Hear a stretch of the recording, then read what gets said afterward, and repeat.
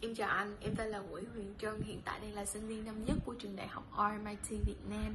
Hiện tại thì em chưa có một công việc nào mà liên quan đến việc dạy, học. Đa số những công việc em làm thì nó liên quan về các mảng như là marketing hoặc là content creators. Thì em nghĩ là đây là một cơ hội rất là mới mẻ để em có thể trải nghiệm, bởi vì em rất là thích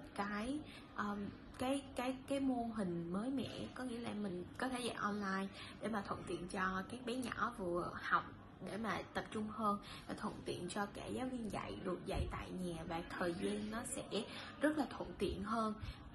Hi, my name is Huyền Trân. I'm a first year student at RMIT University.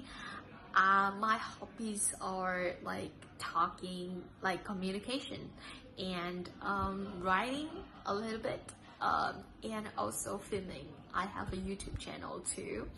I prefer to like teach interactive English because I think that is really important to children, because English plays a very important role in our life these days, and I think online format is kind of really new and interesting, and I hope that I can have an opportunity to work with you, and I am really I really appreciate that. Thank you.